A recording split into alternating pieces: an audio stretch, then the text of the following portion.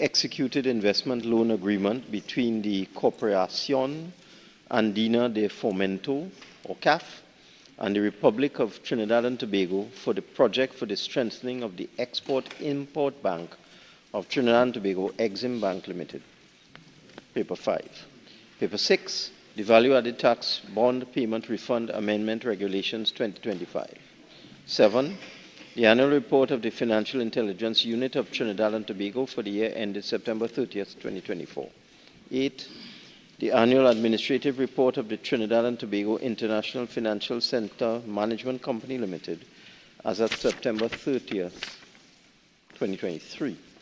9, the audited financial statements of Trinidad and Tobago International Financial Center Management Company Limited for the year ended September 30th, 2024. 10, the report of the Auditor General of the Republic of Trinidad and Tobago on the financial statements of the Children's Life Fund for the year ended September 30th, 2014. 11, the report of the Auditor General of the Republic of Trinidad and Tobago on the financial statements of the Southwest Regional Health Authority for the year ended September 30th, 2012. 12, the report of the Auditor General of the Republic of Trinidad and Tobago on the financial statements of the Police Complaints Authority for the year ended September 30th, 2023. I beg to move that paper 9 be referred to the Public Accounts Enterprises Committee and papers 10 to 12 be referred to the Public Accounts Committee. Honourable members, the question is that paper 9 be referred to the Public Accounts Enterprises Committee and papers 10 to 12 be referred to the Public Accounts Committee. All in favour say aye. Aye.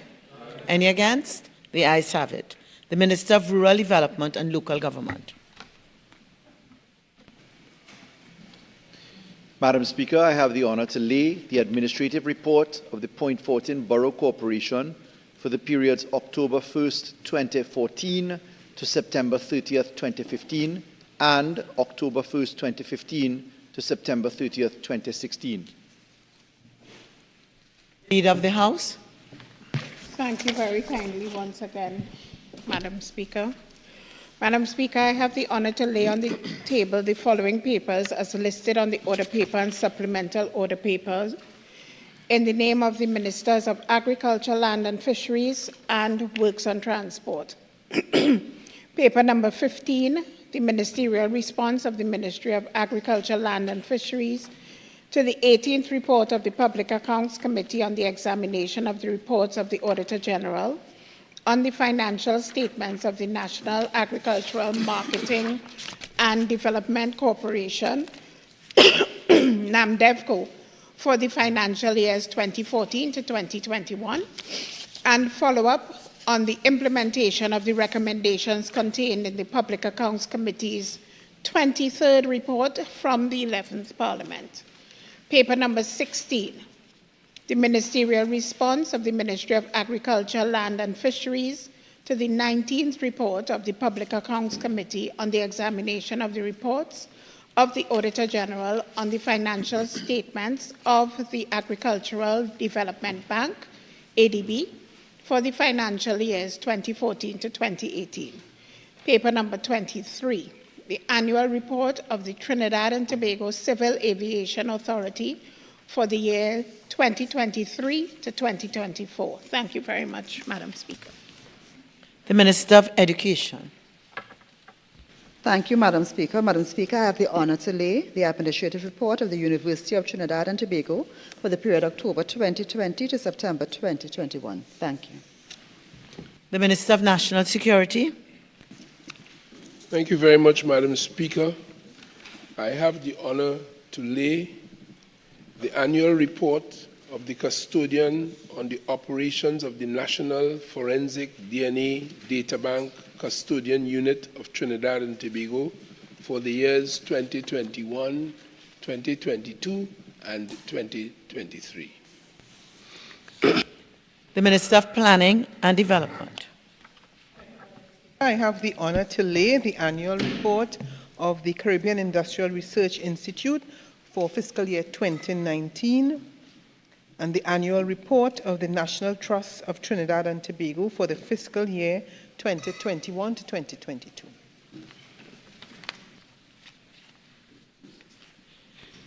Reports from committees, Prime Minister's questions, urgent questions, question on notice, question for oral answer. The Leader of the House. Thank you very kindly, Madam Speaker. Madam Speaker, there are 6 questions for oral response. We'll be answering all 6. There are no questions for written response. Thank you, Madam Speaker. Member for Couva South. Thank you very much, Madam Speaker. Question number 37 to the Minister of National Security. The Minister of National Security. Thank you very much, Madam Speaker.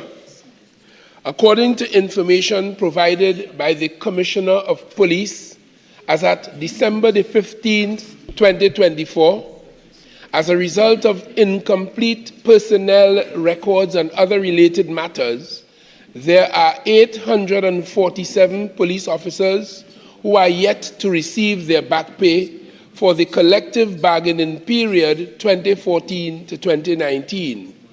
It should be noted that the government has made and will continue to make all available resources available to the Trinidad and Tobago Police Service to complete this exercise, and will continue to assist the police service to finalize this matter wherever possible. So, Madam Speaker, I don't know if the Minister can clarify which Commissioner of Police provided the information to him, but more importantly also... Which is the question? Which is the question? I am following through, Madam Speaker. Okay, so there was not a question? Yes, there's a question. So one question at a time. Okay, so could you state what the question is, and then we'll see where we're going. Thank you, Madam Speaker.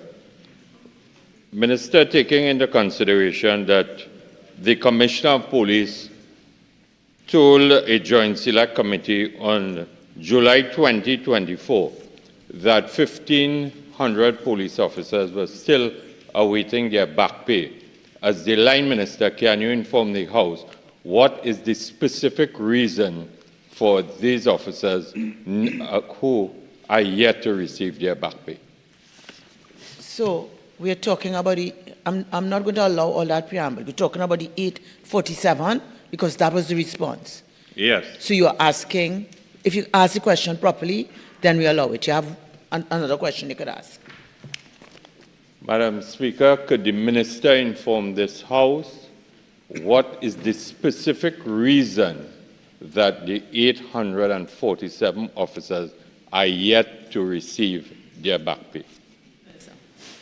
Thank you. From information available to me, there might not be a single specific reason. There might be a number of reasons, including, Madam Speaker, the computation of the arrangements where sick leave is involved on certain amounts of that. So it is those kinds of things and the availability of those records, Madam Speaker, that might have lent itself to the difficulty that has taken us to where we are now. Thank you. Member for Couva South. Thank you very much, Madam Speaker. Question number 38 to the Minister of National Security. The Minister of National Security.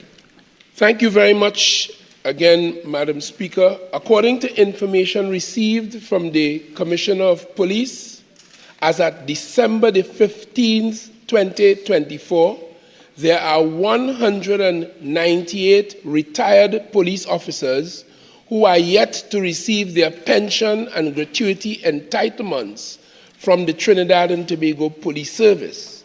It should be noted that the government has made and will continue to make all available resources available to the Trinidad and Tobago Police Service to finalize these payments, and will continue to assist the police service to finalize these in the shortest possible time. Member for Couva South. Thank you very much. Minister, could you inform this House of the number that you have just identified? Because the government had given a commitment in lieu of the computation of pension arrangements that an initial sum of $3,500 will be paid to persons who have retired and are yet to receive their back pay. Can you confirm if any of these, not back pay, but their pension entitlements, if any of these officers are in receipt of this 3,500, sir? Minister. I cannot answer that with any specificity, Madam Speaker, but I would be surprised if, as we had made arrangements to pay 3,500 in lieu of the final computations, if this was not being done. Thank you. Member for Couva South. Thank you very much, Madam Speaker. Question number 39 to the Minister of National Security. Minister of National Security. Again, I thank you, Madam Speaker. Madam Speaker, the question seeks information about the Defence Force and secondly, the immigration. In respect of the Defence Force, based on information received from the Chief of Defence Staff as at December the 15th, 2024, there are 125 former employees awaiting receipt of their terminal benefits, that is to say pensions and gratuity. Of this amount, the files of 75 persons are under active review by the Ministry's internal audit unit, while the remaining 50 are currently at processing stages at the Auditor General's Department and/or the Ministry of Finance. It should be noted that the government has made and will continue to make all available resources available to the Defence Force to complete this exercise and will continue to assist the Defence Force in this regard whenever and however possible. In respect of the Immigration Division, the Chief Immigration Officer has advised that as at December the 15th, 2024, there are no technical or administrative officers within the Immigration Division that are awaiting receipt of terminal benefits, pension and gratuity, so meaning. Thank you very much, Madam Speaker. Member for Couva South.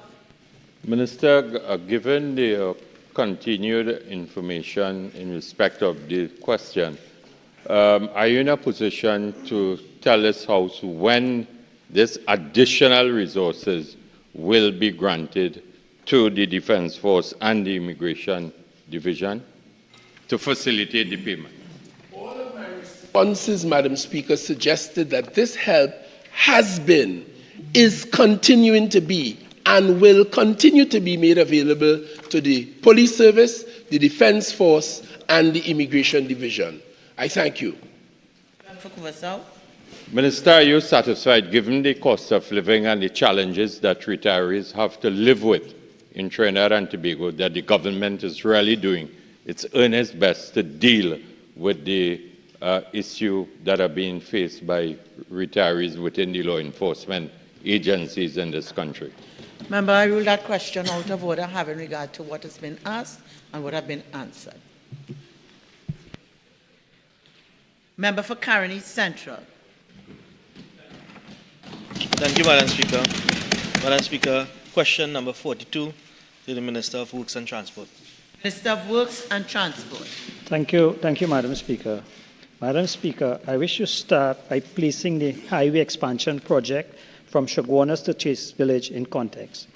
The Uriah Butler Highway, originally named the Princess Margaret Highway, runs from Champlain to Chaguanas, at which point it meets the Sir Solomon Holtroy Highway.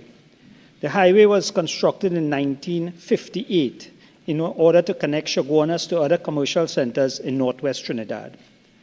It was extended and renamed for Labour leader Tubal Uriah Butler in 1988.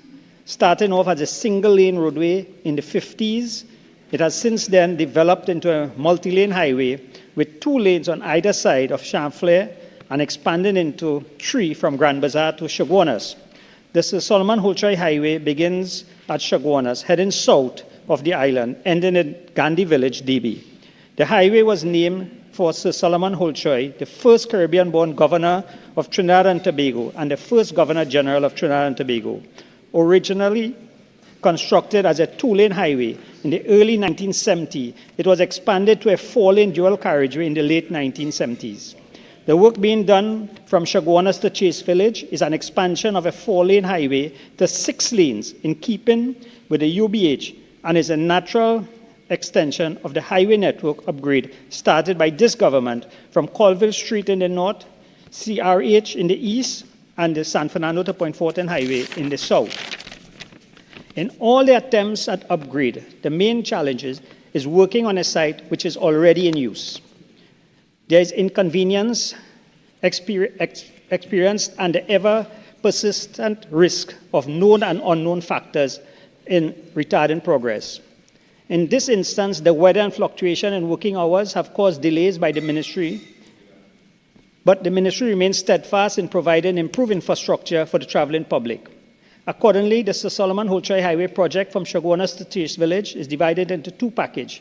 Package 1 from Chaguanas to Brentwood, and Package 2 from Brentwood to Chase Village.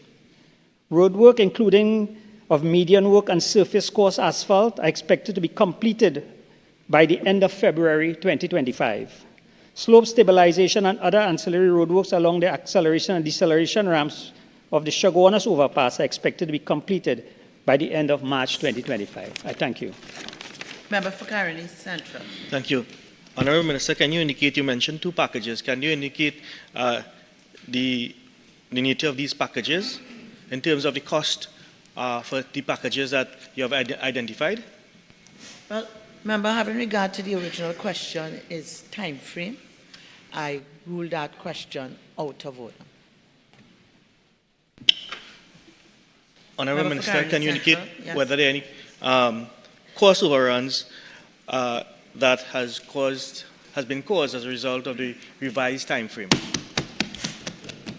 Madam Speaker, through you, no, there have been no cost overruns, and the projects are within budget. Thank you. Member for Point-a-Pierre. As a follow-up question, Madam Speaker, to the Minister of Transport, could the Minister state what was the reasons for the delay in completing this extension from Chaguanas to Chase Village, because it was supposed to have been completed a while ago? Sir? I actually did indicate that in the answer. The challenges are when you're working on a site that is already in use and you have limited time to work during the day, and then we had weather constraints. So those are the reasons for the delay. Thank you. Member for Caroni Central. Thank you, Madam Speaker. Honourable Minister, question number 43 to the Minister of Rural Development and Local Government. Minister of Rural Development and Local Government. Thank you, Madam Speaker. Thank the Honourable Member for the question. The Ministry of Rural Development and Local Government is committed to fulfilling its mandate of constructing and maintaining all secondary roads and drainage networks under its purview. It is on this principle the Ministry has placed great priority on all of its projects, which include the road works to be completed at Edinburgh Road, Carson Field. To ensure works are completed in an expeditious manner, the project will be executed by the Rural Development Company of Trinidad and Tobago.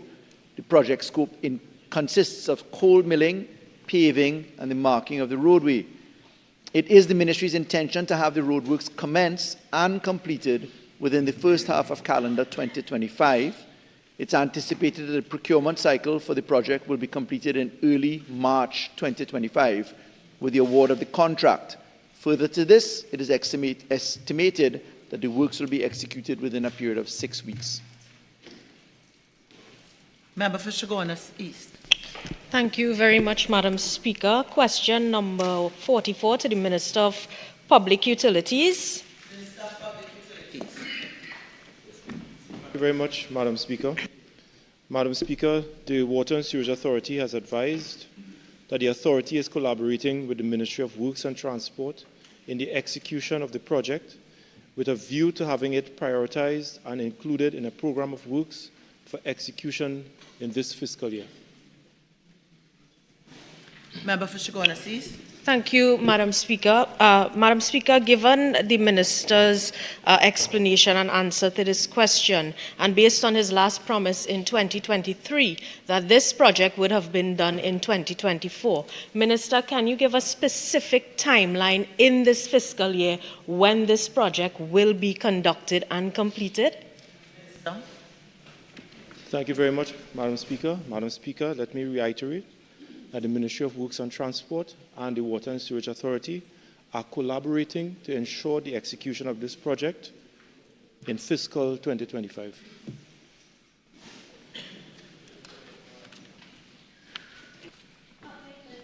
Government business, motions. Prime Minister.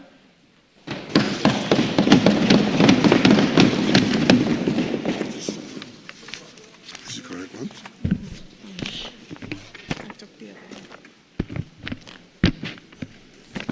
Madam Speaker, I beg to move the following motion standing in my name. Whereas Section 123, subsection 1, subsection A of the Constitution of the Republic of Trinidad and Tobago, the Constitution, provides that the Police Service Commission shall have the power to appoint persons to hold or act in the office of Commissioner and Deputy Commissioner of Police. And whereas Section 123, subsection 3 of the Constitution provides that the Police Service Commission shall submit to the President a list of the names of the persons nominated for appointment to the office of Commissioner or Deputy Commissioner of Police. And whereas Section 123, subsection 4 of the Constitution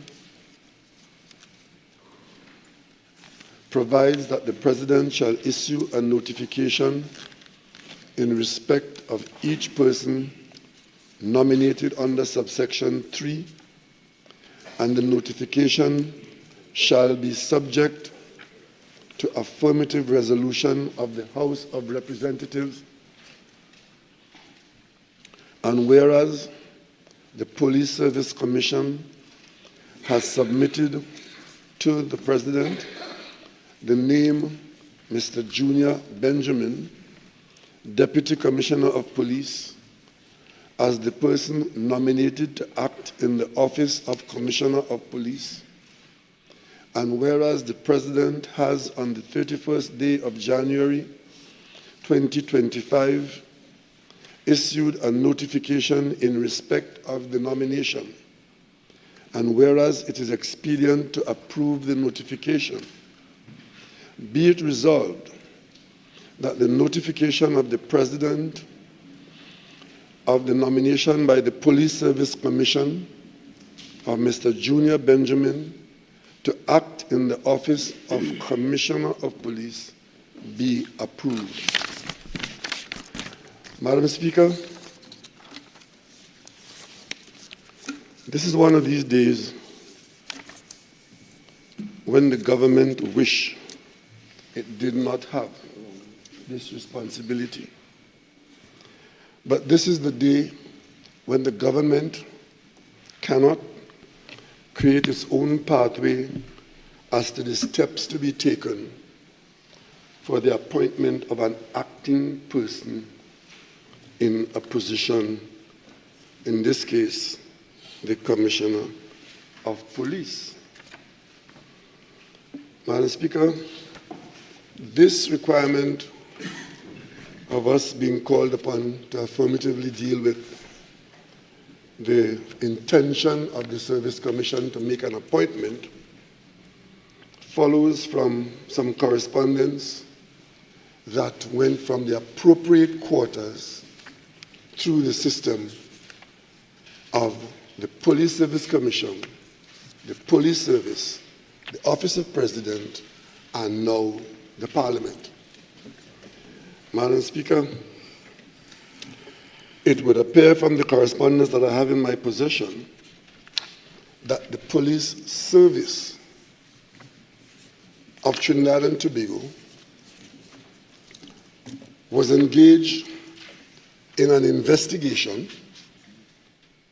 That investigation resulted in the police service reporting to the Police Service Commission on matters pertinent to the existence and operations and behavior of the Commissioner of Police. Because for that being so, on the 31st of January 2025, the chairman of the Police Service Commission wrote the following letter to the President. And Madam Speaker, I place this on the record of the Parliament. And with your leave, I would like to read this letter in its entirety. It is dated and stamped 31st of January 2025, addressed to Her Excellency Christine Carla Kangaloo, ORTT, the President of the Republic of Trinidad and Tobago. Your Excellency, nomination for acting appointment in the Office of Commissioner of Police and Deputy Commissioner of Police, Trinidad and Tobago Police Service, Ministry of National Security.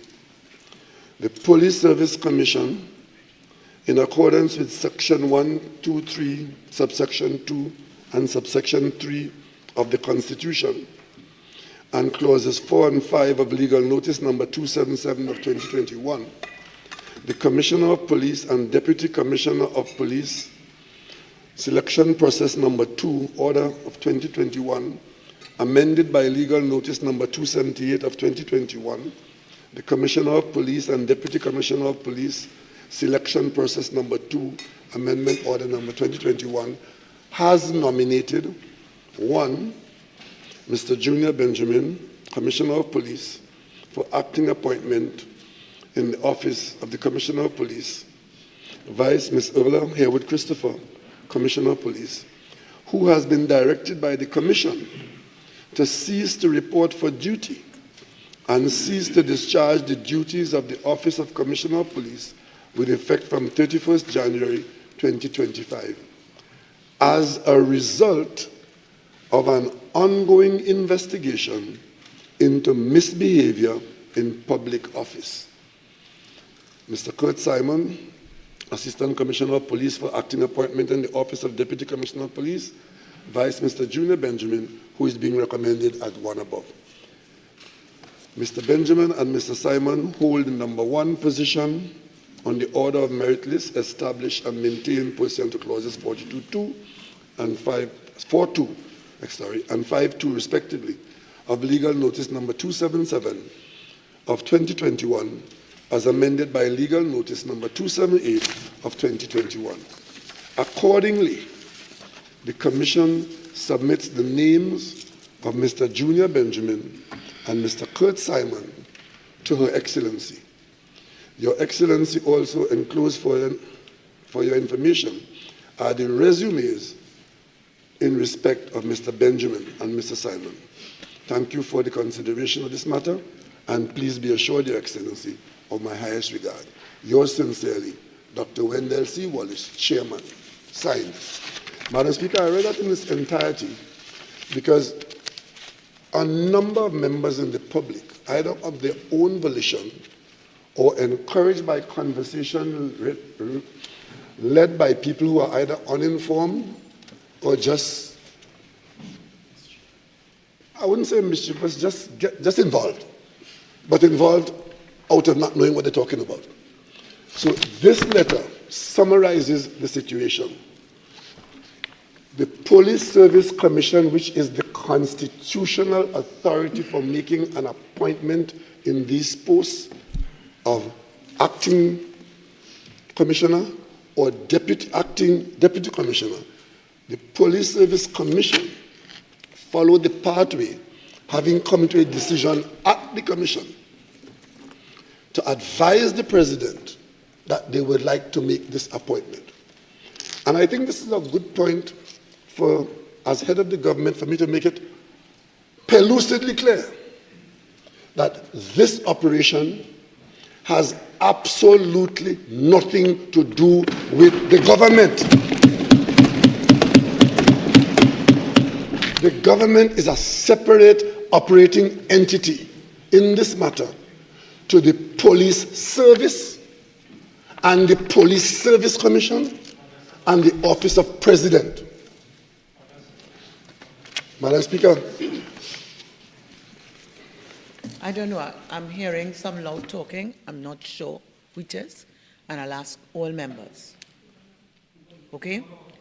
All members, in going forward, if we could have... member.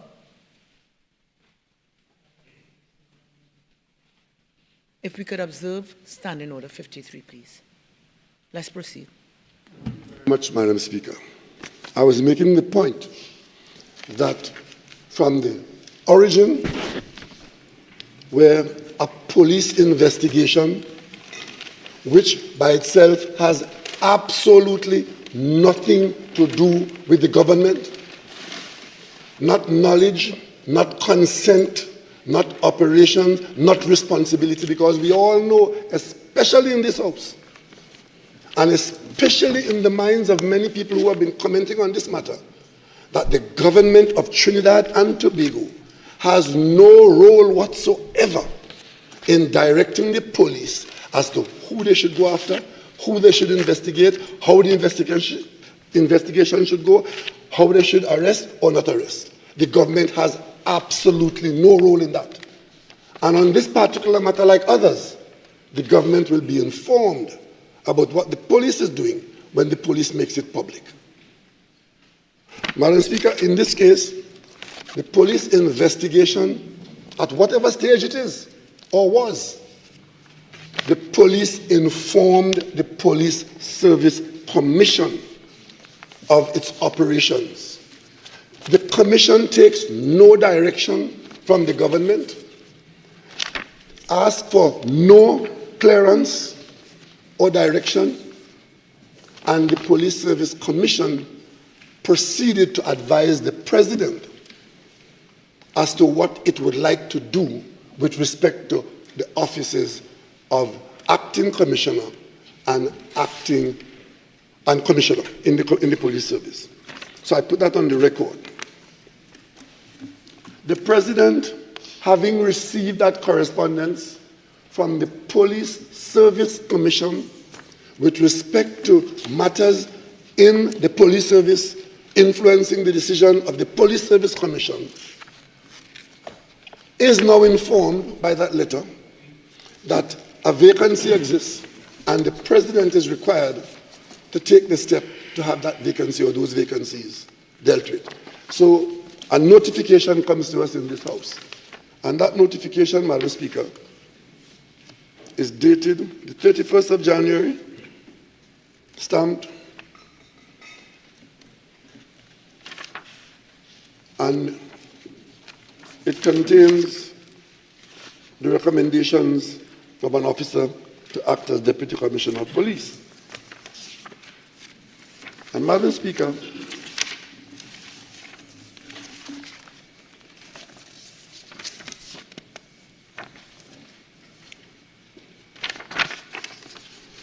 the matter,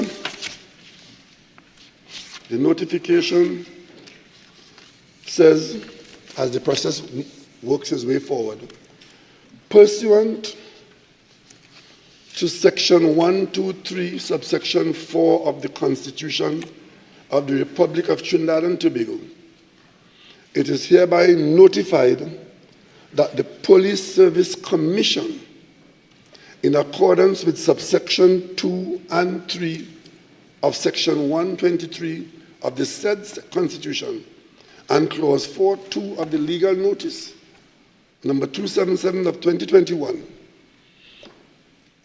Mr. Junior Benjamin, Deputy Commissioner of Police, is to act in the office of Commissioner of Police, Trinidad and Tobago. Madam Speaker,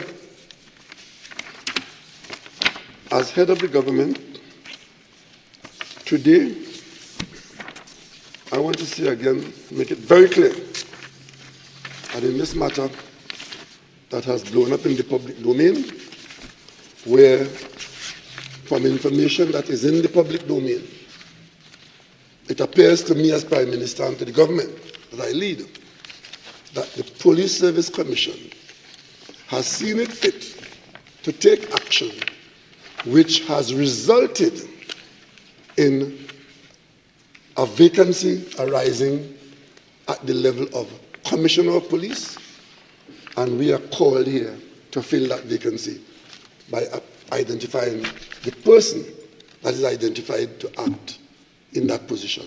And a similar thing would happen with respect to an acting commissioner. And the reason why an acting commissioner is required to be dealt with by the House is because one of the deputies,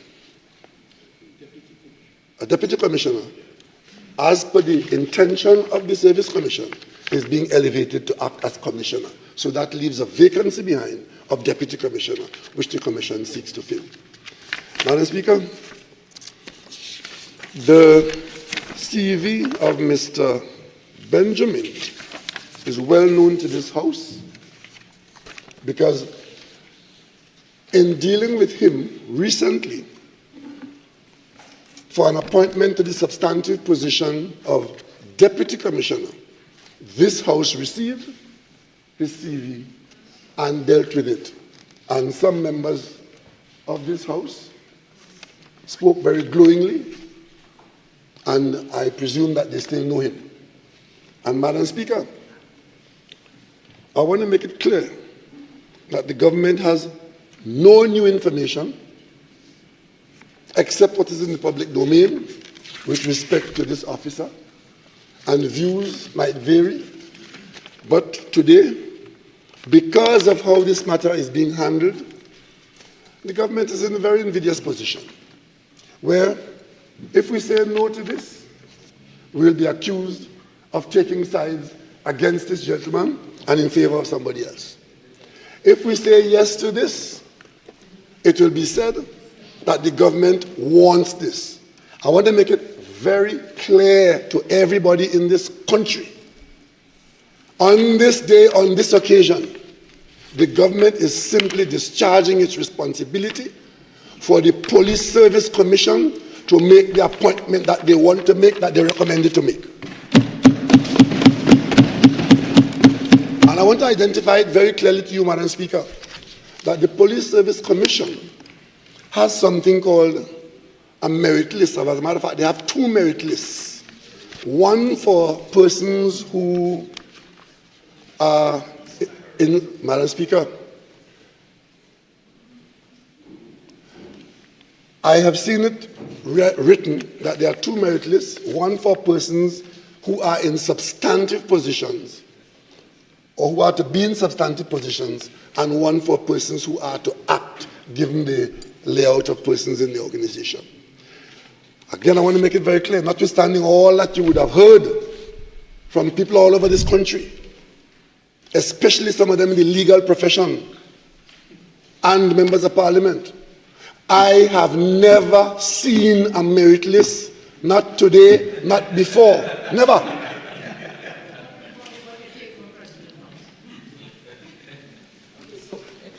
Again, I ask people to contain their volumes, please. Madam Speaker, let me just, because I was interrupted by my colleague from Siparia, who seemed to be sitting on something uncomfortable there. Madam Speaker, I have never seen a merit list from the Police Service Commission or anybody. I have never spoken to anybody about a merit list. And therefore, when the Police Service Commission comes and says that they have chosen Mr. Benjamin because he's at the top of some list, they know that. I don't know that.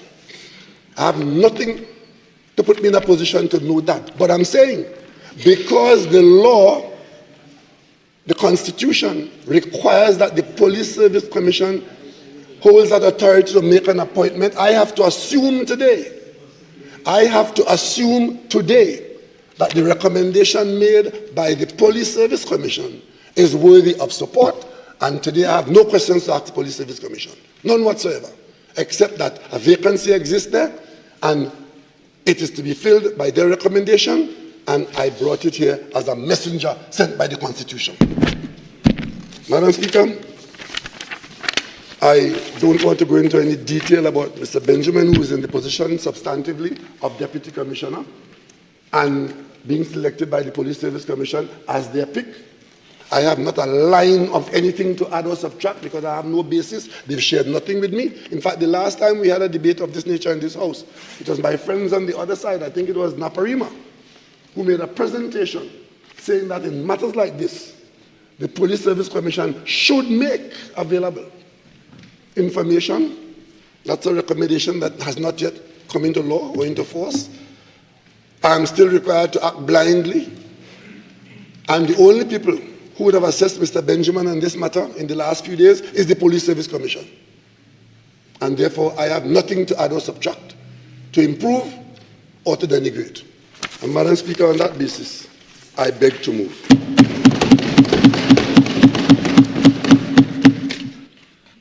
Honourable members, I will now propose the question for debate. Be it resolved that the notification of the President of the nomination by the Police Service Commission of Mr. Junior Benjamin to act in the office of Commissioner of Police be approved. Member for Urupuch East. Thank you very much. Thank you very much, Madam Speaker, for the opportunity to contribute to this very, very important matter that has been occupying the public attention for several painful days in the national discourse. Madam Speaker, I can't promise that I will be equally brief as the last speaker, but the Prime Minister did raise several issues in his untypical brief presentation, which I would like to respond to. The substantive motion before us speaks, without again taking the liberty to recite the entire motion, speaks to the appointment of a police officer to act in the office of Commissioner of Police. Madam Speaker, the Prime Minister did not find it fit to place the events of today in the context of the events of the recent past. It has been, Madam Speaker, since last Thursday, a most disturbing, painful, anxious, and distressing period for Trinidad and Tobago, and more so the Trinidad and Tobago Police Service and officers in the service. I was very happy that the Prime Minister chose, with your leave, to read into the record a very important piece of correspondence between the Police Service Commission, its chairman, Dr. Wendell C. Wallace, and Her Excellency the President. Again, it is not necessary for me to read the entire letter, since the Prime Minister, on this read aloud day, did read aloud the letter. So it is not necessary to do that, but to respond to the Prime Minister on some of the issues raised.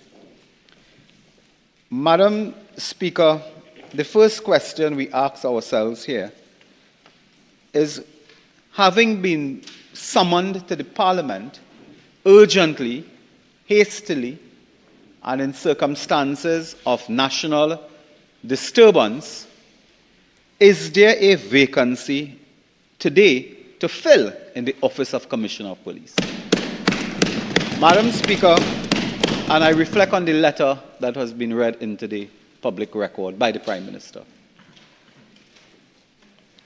And I just quote one paragraph without again reading the entire letter. It's dated the 31st of January 2025, Excellency the President.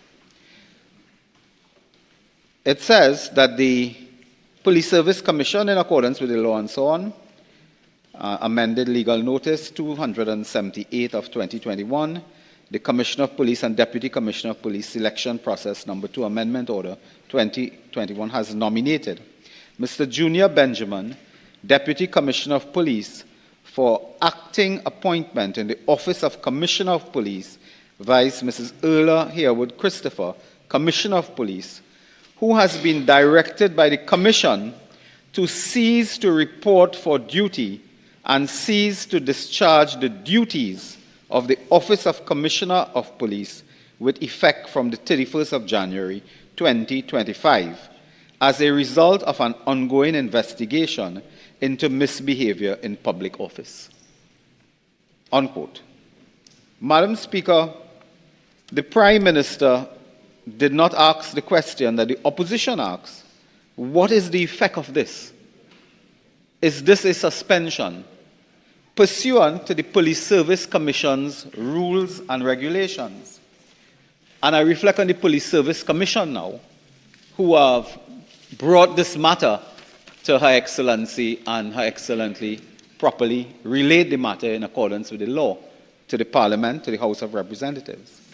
You see, Madam Speaker, the Service Commission's Department, Police Service Commission Secretariat, by notice dated 5th October 2023, issued 9th October 2023, and this speaks to the acting appointment policy for the offices of Commissioner and Deputy Commissioner of Police, Trinidad and Tobago Police Service. This is the policy guidelines of the Police Service Commission. This really spells out the framework within which the Police Service Commission operates that would generate their notification to Her Excellency and in turn generate a motion on the order paper of the House of Representatives. This really is the backbone policy guidance. And I just want to read one section of this, Madam Speaker, that deals with the position of Commissioner of Police, where one is nominated through a meritless process and so on to act. And Madam Speaker, at clause 4.3, it says where the Commissioner of Police is or is likely to be absent from Trinidad and Tobago, this is the Police Service Commission regulations, where the Police Commissioner is on vacation leave, where the Police Commission is unable by reason, the Police Commissioner is unable by reason of illness or any other reason to perform the functions of Commissioner of Police, the office of Commissioner of Police is or is likely to become vacant. Madam Speaker, the Prime Minister said in his statement, I took copious notes in his brief presentation, he says today, unlike I imagine other days, he's not questioning the Police Service Commission. He's here not to question them. I just reminded the Prime Minister, because I need to respond to that as well, very briefly, that the Prime Minister was very clear today that his role and the government's role is not to question the Police Service Commission. It is to look at their nominee. And the Prime Minister rightly said that the House, we met Mr. Benjamin before in debate, and I believe speakers on both sides of the House had no serious concerns about Mr. Benjamin. Apart from some really concerns in the public space within recent time, which we discovered that Mr. Benjamin is really something of a charismatic, energized and high-octane pastor. There's nothing new about Mr. Benjamin apart from his one or two sermons that have received public attention. That in no way brings to bear on Mr. Benjamin any adverse comment at all. But I want to remind the Prime Minister, if he can remember the names, Harold Phillips, Stephen Williams, Wendell Lucas, Neil Parker, Dolarchan, sorry. I just want to guide you where we're going. We're dealing with a particular, a very specific, focused debate. We're not debating other people. We're not debating other matters that have gone. Okay? So I want you to stick to the confines of what we have. And something I've always mentioned before, not every peripheral comment, it becomes a substantive matter in the debate. Okay, please. I will leave that there. I only mentioned that in passing because the Prime Minister had no difficulty today, whereas before he had a difficulty. The member had a difficulty. So, Madam Speaker, if I may be permitted to reflect again on the Police Service Commission's guidance, regulations, and policy, which, as I keep saying, brought us here. We are here because of the Police Service Commission and their role in the governance structure and in the constitutional arrangements to arrive at an acting Commissioner of Police. And we ask the question today that we are entitled to ask. Is the Commissioner of Police absent from Trinidad and Tobago? Is the Commissioner on vacation leave? Is the Commissioner ill? Is there another reason why the Commissioner cannot perform the functions of Commissioner of Police that gave rise to our vacancy that brought us here? And while the Prime Minister may not want to question the Police Service Commission, in looking at Mr. Benjamin, who we have no difficulty with, we ask the question, is there a proper vacancy that the Police Service Commission attempts to fill? Based on their own guidance, not on any opinion, not on any inference, not on any conclusion, not on any casting aspersions on anyone.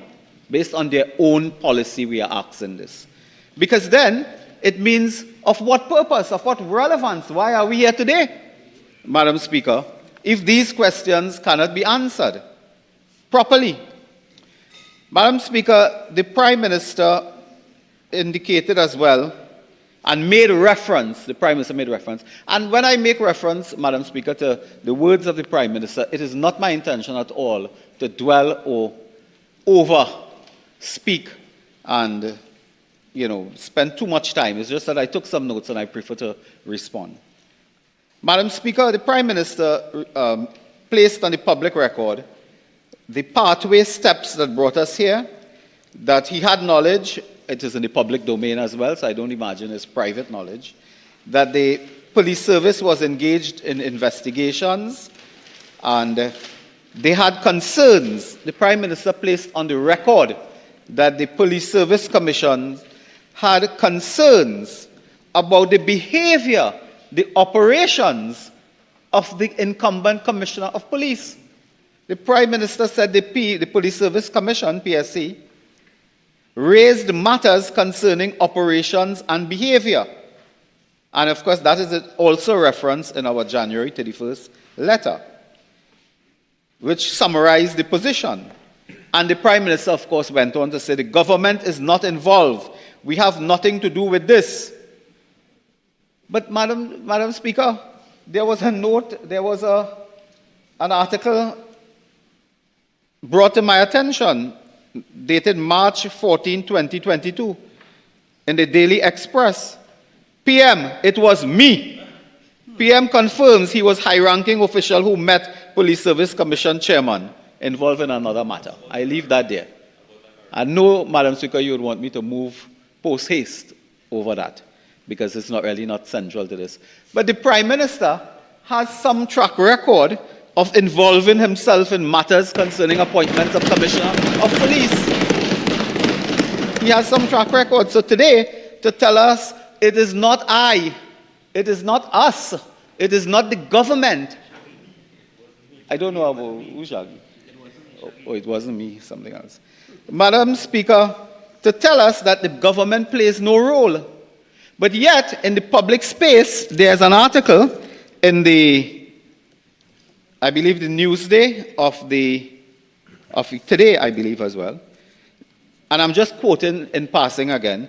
DCP Martin writes writes a member for Diego Martin West on sniper probe. PM, tell us what you know. The government is involved in this business. Since the chairman of the National Security Council is now center stage in explaining matters which the Prime Minister raised today. The Prime Minister, in his address earlier, made reference to police investigation, of which the Prime Minister may well become a part of now. One wonders whether the Prime Minister should have moved this motion in the first place, or allow someone else to do it. But, Madam Speaker, the government is involved one way or another. They are involved.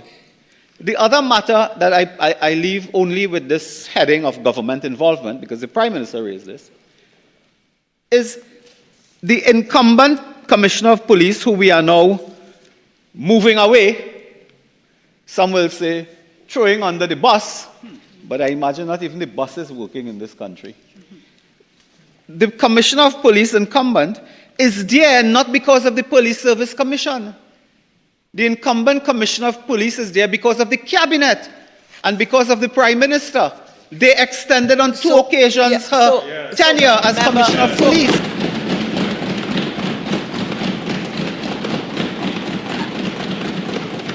I'm just asking to quickly tie that to what we hear, because I'm getting concerned that you're really skirting Standing Order 48.1. Thank you very much, Madam Speaker. So, Madam Speaker, again, I want to leave that there rather than carry that argument further.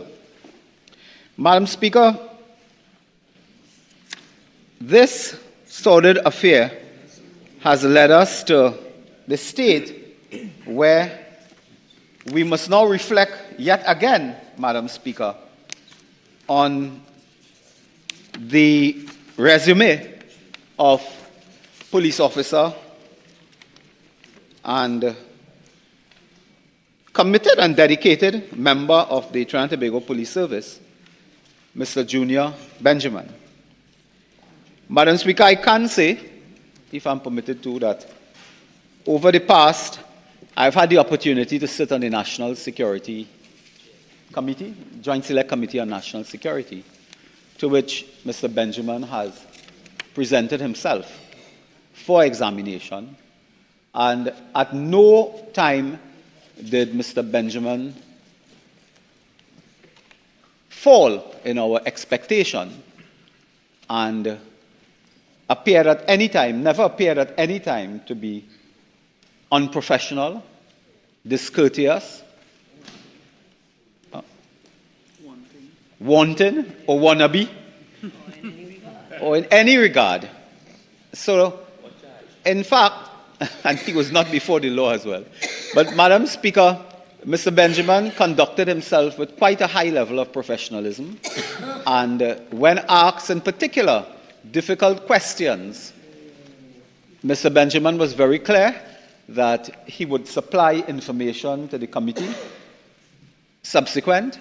And I am pleased to also indicate that Mr. Benjamin has provided information when asked to do so to the Joint Select Committee on National Security, but also, I imagine, to other organizations, and has maintained that level of openness and so on.